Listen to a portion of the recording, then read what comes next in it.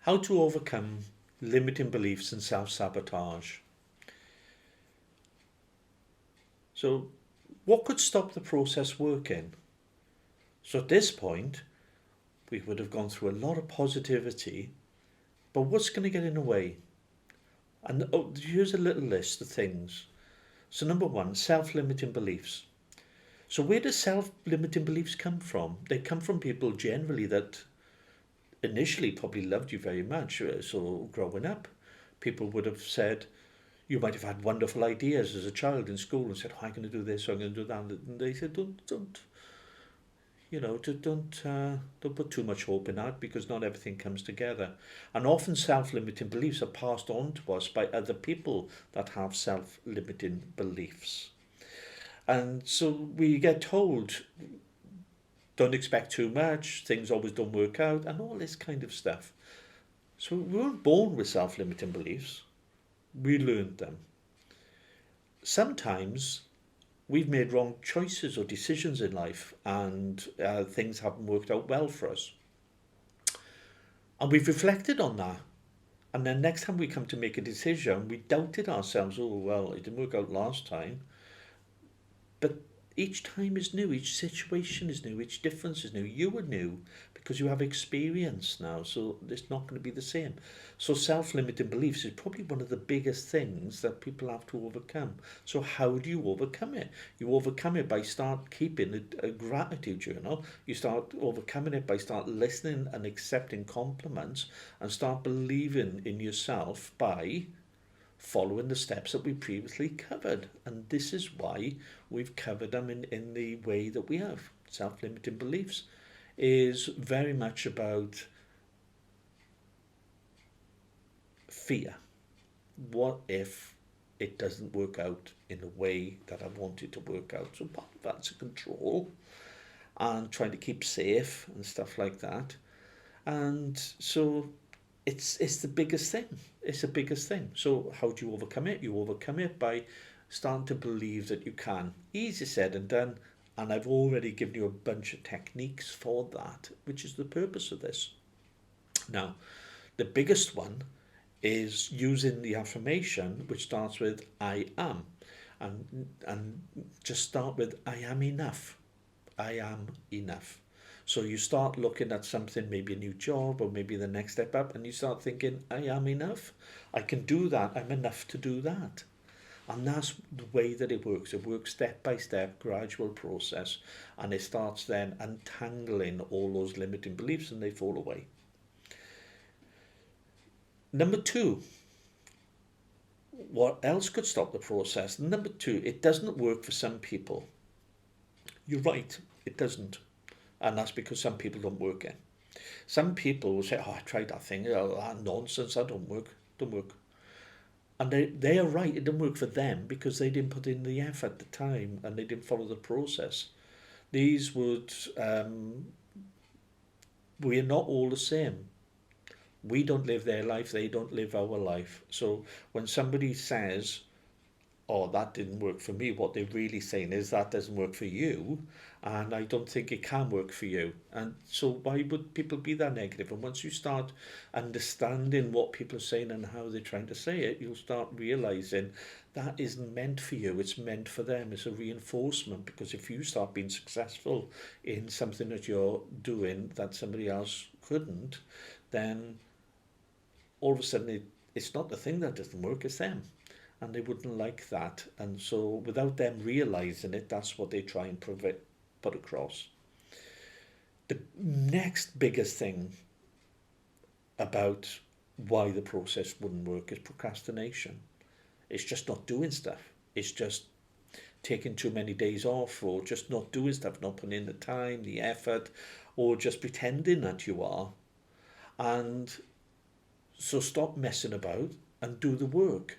Go out and do the work. If you want to be a photographer, go and take the photos. If you want to be an artist, start sculpting or painting. If you want to be a musician, turn up, start practicing on your instrument or the singing. Start turning up and doing the work. Stop procrastinating. And the reason we procrastinate, one of the biggest reasons that people procrastinate, which is quite surprising, is a fear of either failure or success. And because with some people, when they look at an opportunity, it's the only thing they've got going on in their life, and they got hope. And as long as they got the opportunity, they got hope. But the minute they try applying and themselves to the opportunity, then if it doesn't work, then what are they going to do then? Because they don't. There is no plan B, and so that's one of the reasons why people procrastinate. Is because they just don't want to fail. Because if they fail, they haven't got nothing else. And some people are afraid they'll be so successful they won't be able to manage it. What if this happens? What if that happens? Enjoy the process and grow with the process. So don't procrastinate. Just get stuck in and have a go. The next one is the impatience. So people just think, oh, come on, hurry up now. I've done this. Why am I waiting? What's going on? And they just constantly, self-doubt starts creeping in. Well, I've been doing this for 3 days now. It's the old joke, isn't it? I've been on a diet for a day. Am I thin yet? And it's like an athlete. It's like an athlete turning up for training on a Monday, and then on the Tuesday having a day off because they trained yesterday. People turn up all the time and do the work and put the effort in to see the results. Inner dialogue, self-sabotage. This is a big one for lots of people. And it's normally a combination of the ones I've already mentioned. So the inner dialogue is what makes you think you can do it, what makes you think you're better than anybody else. Look at all these other people, they're doing it so wonderful, you're not as good as them. And so all this sort of inner dialogue, self-sabotage comes along then, because it's like, well, if I wasn't so, it's not a conscious thing. I've got to point out here, the self-sabotage isn't a conscious thing. You don't wake up in the morning thinking, oh, this is going too well. I know something's going to happen. I'm going to mess it up today just so I will be proved right. It doesn't work like that.